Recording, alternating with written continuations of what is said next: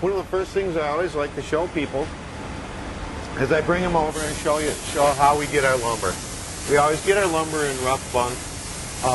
It's actually cut to just shy of an inch, and we plane it down to about a 3/4 inch. The reason this is important is because when we get lumber in a factory setting, whatever comes down the line gets put together. They'll take a top, a bottom, two sides, put it together, and move it through. Our guys can actually take the time to sort through the lumber that we get in the rough form, find the graining that's beautiful, and match it so that the lumber works together. The guys like to take an overall view of the end piece as they're building it.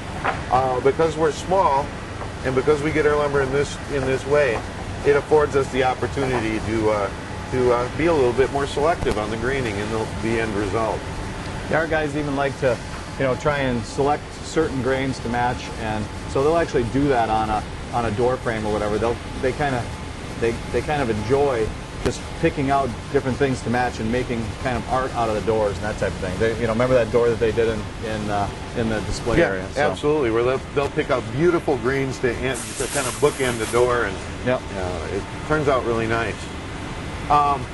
One of the things that we do is all the boxes of the cabinets are built out of sheet goods. In other words, large sheets of a veneer product. Once we design your kitchen, it's all in the computer. We get computer drawings, CAD drawings, that we relate to our CNC machine. So if you take a look, kind of see, everything is computer cut, so that the CNC cuts absolutely precisely. The CNC is a router machine. There's no measurement errors. There's no fudging where I got a 1/16 of an inch off or something like that. The CNC cuts things exactly. That way, when the guys are putting together the boxes, everything is absolutely square. Everything turns out to be a perfect cube. It's really a nice way to make sure that we're getting the best possible result out of our sheet goods that we can.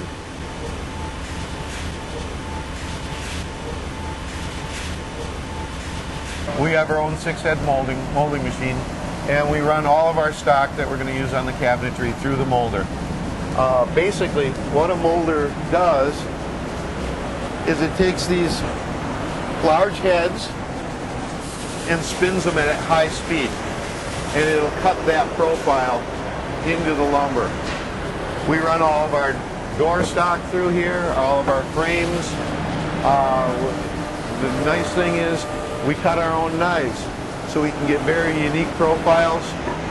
We can get profiles that match architectural profiles from 100 years ago if a customer needs it.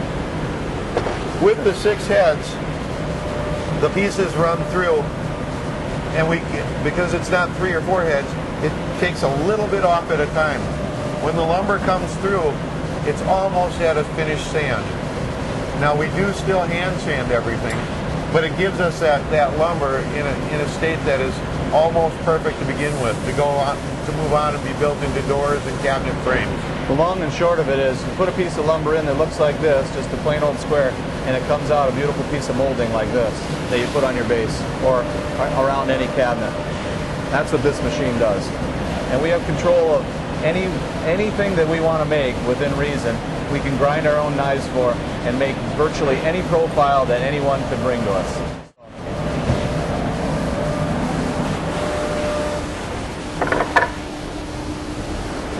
This area is where we do our glue ups, and basically what we're doing is we're taking wood. It's different. You can't find wood that's 12, 14, 16 inches wide. So you have to glue the pieces together to get that wide.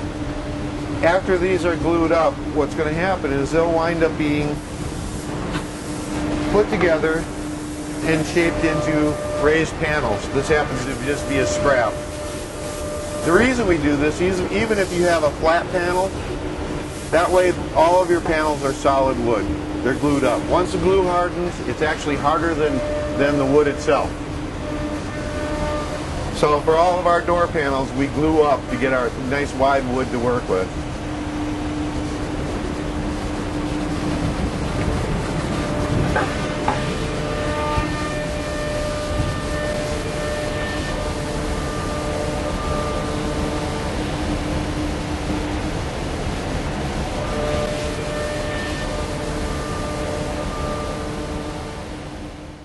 Over here you can see where our glue ups are made into raised panels. The panels are scooped. Everything will be hand sanded before it's put together. But again, this is all the individual pieces glued together. One of the things, once we put together our doors, our face frames, any of our pieces that are going on to cabinetry, we run them through, it's called a wide belt sander. And I'll take you over here and show you. Basically, what you have is you have a wide sanding belt, okay? It'll take the material and sand it to a uniform thickness. We can get down to 1/100th of an inch in accuracy. That's where that raw lumber that was nearly an inch thick gets brought down to the 3/4 inch thickness of a door or a drawer frame or a cabinet frame. Even after this, once it's gone through the wide belt sander, everything gets hand sanded. The guys take a palm sander and go over everything to ensure that we have a real fine finish, real even. Make sure that when the finish goes on, it takes real well. One of the pieces of equipment we use for accuracy is it's called a Tiger Stop saw. Basically, what it does is it allows us to chop wood into exact pieces. For instance, this stop will move up to the length that we need. I need a piece at 8.5 inches. The stop will come down, adjust to exactly 8.5 inches. Put the piece in.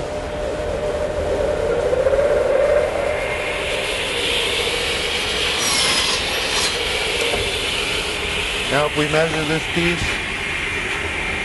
It's exactly 8.5 inches.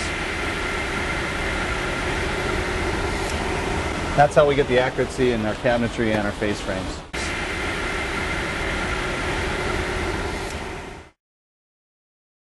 One of the things that we do that's different from everybody else is we build everything here in-house. A lot of cabinet companies, they'll build the boxes and the frames, but they'll order the doors from a big box shop, or something as detailed like doing dovetail drawer boxes. They don't have the time or they don't have the ability to put together dovetail drawer boxes. Again, at Paul's, we put everything together here so that we can control the finish, we can control the quality, and make sure that everything is exactly the way we need it for your cabinetry. This is where we do all of our assembly. This is the full assembly area. One of the things I always like to point out is most companies, when they put a face frame on a cabinet, they'll put a bead of glue down, set the frame on top, and then they'll run micro pin nails in to hold it in place. The micro pins you typically won't see. Put a little putty in, finish it, and you won't see those. It still puts a mechanical fastener to the face of our cabinets. We still do things the old-fashioned way. We clamp all of our face frames on with glue so that no mechanical fasteners go through the face of your cabinetry. That's a much stronger hole.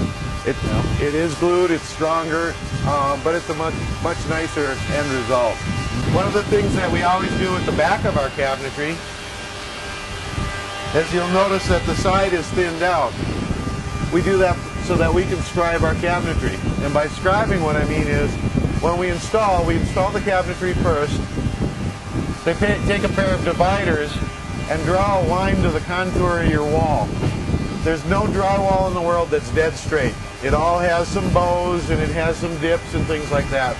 We'll scribe the side of the cabinet, remove the cabinet, take it outside, use a belt sander to get that exact contour in the back of the cabinet. When we reinstall that cabinet, it fits perfectly to the wall. You don't need a cheater strip to hide any gaps. There will be no gaps. It will be perfectly installed to your wall. Spray booth. We do all of our own finishing here on site. I know that a lot of companies will send cabinets out raw and then have them finished once they're installed. We have better control here. We have our own spray booth that controls the dust. We do custom color matches. We take different stain bases and can match pretty much any color that you'd like, or come up with a custom Matter of fact, one of the things that we do is when we come up with a new color, we'll name it, and quite often it'll have the customer's name will be the name of that color. We do keep parts of it. Again, if you should ever have damage done to your cabinetry, we will touch it up, but make sure that it's back to its original beauty. One of the things I always like to say is at Paul's we don't have a warranty on our cabinets. The cabinets are always ours. So if anything ever happens, we'll take care of it. We want your cabinets to be beautiful. You're going to have guests come over and see the cabinets. You're going to have relatives come over. We want them to be as beautiful as the day that we put them in for as long as you have them. So again, Paul's doesn't have a warranty because they're always our cabinets and we want them always to look good.